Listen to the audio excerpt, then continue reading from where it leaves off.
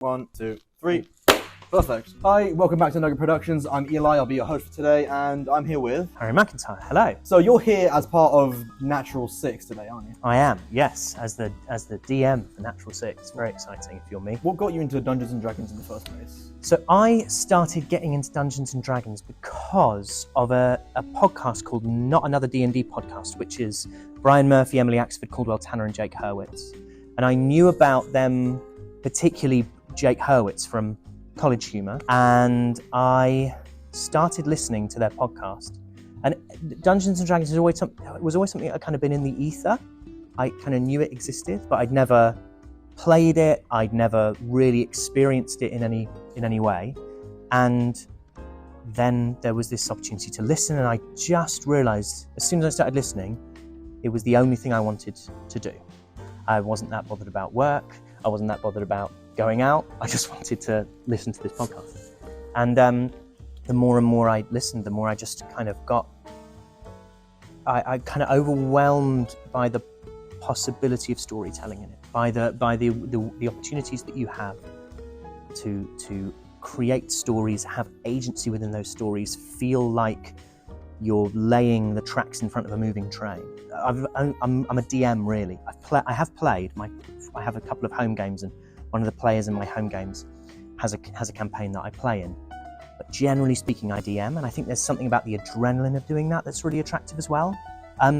Plus, I'm a kind of Tolkien, Brandon Sanderson, Patrick Rothfuss kind of fantasy kid, really. So that kind of sensibility, that world has always felt very understandable and accessible to me, and I guess it's just such a ripe opportunity for role play and also for interaction with other people.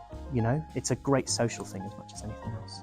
As a voice actor, you find playing Dungeons & Dragons makes it easier to slip into your roles when you're in the booth? I often ask what class my characters would be.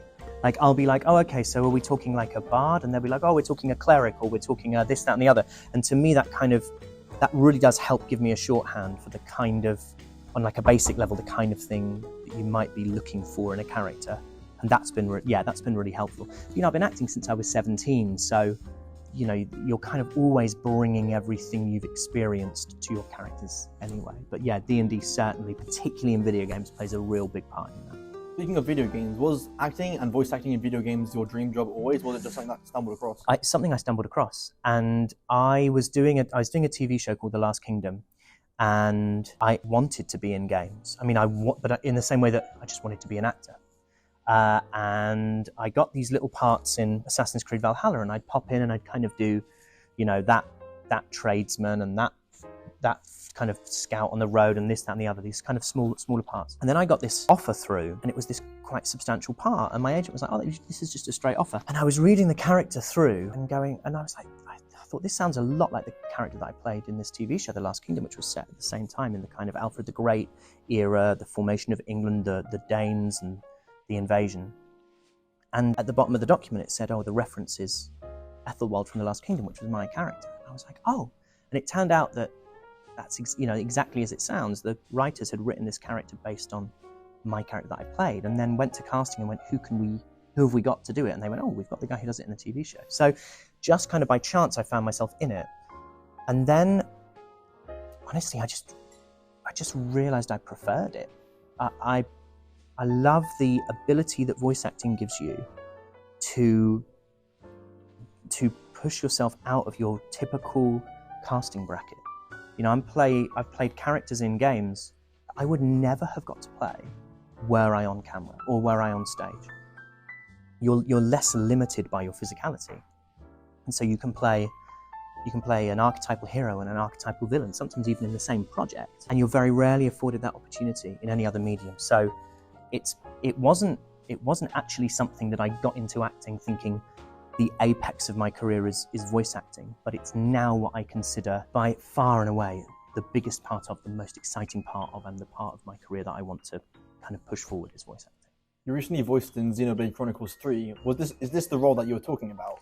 Yeah. I mean, that was just such an amazing opportunity. Like, it was so, I'd never done that much work on a game before. I'd done Valhalla, and I by this point had recorded stuff for Final Fantasy and also a game called Valkyrie Elysium. But then Xenoblade came up, and it was like, this is of a scale that's quite unlike anything I'd done before, and the ambition of the storytelling, and the scale of the storytelling was quite unlike anything I'd worked on before. And yeah, like you say, the opportunity to play the kind of characters I played in that was just incredibly liberating and incredibly exciting and really challenging in the best way possible. Coming back to D&D, when you're playing in your home games, do you usually write characters based on the roles that you've played, or is it all completely new stuff? No, I like to kind of start with a flaw or a background.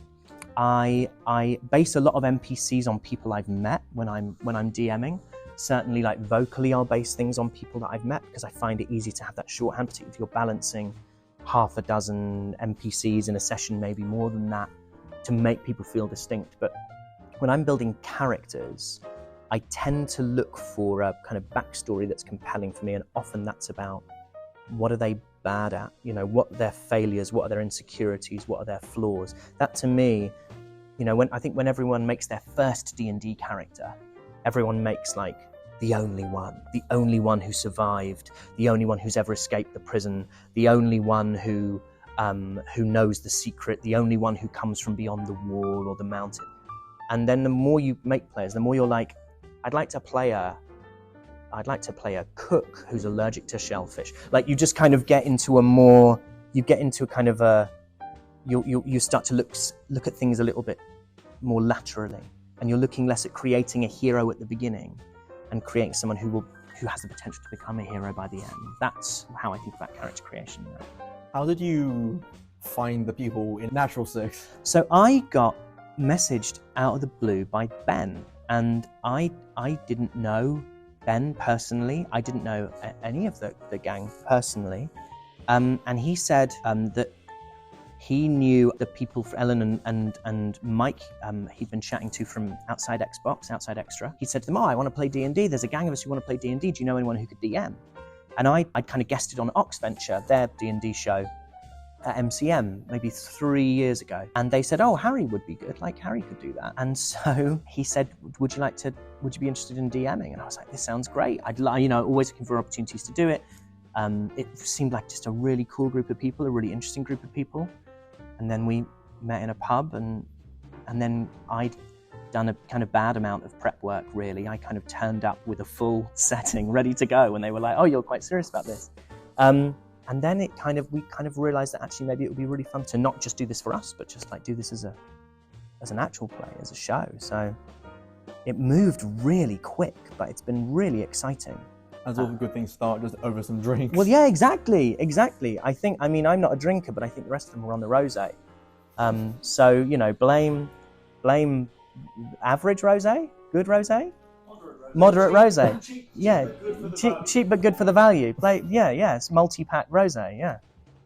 Well, to finish up, if you could go back to any point in your career, like absolutely anything before, during, where are you going and what you're saying? Where am I going back to? I tell you what, this is a weird one, but the first time I Twitch streamed me playing Xenoblade, I had no idea what the response was going to be. I was like, if I get 50 people watching, I'm going to be absolutely delighted.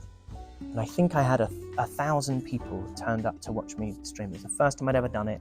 It was all on borrowed equipment. Again, people from Outside Xbox, particularly Andy Farron, were so unbelievably kind to me. They drew me diagrams. I'm technologically incompetent. They drew me diagrams of how to set everything up with like arrows saying like this plug goes in here.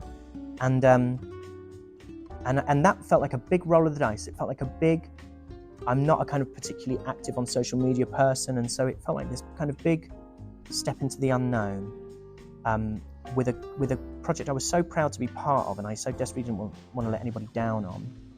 And the love that I got from that community, and have always got from that community, was really amazing. And that was the start of that. That was this really profound feeling of like acceptance and joy in this thing that I've been doing. And that was a really special moment. Well, don't forget to like, subscribe, all that stuff, so I can continue interviewing absolutely awesome people like Harry here. This has been Nugget Productions. Eli out.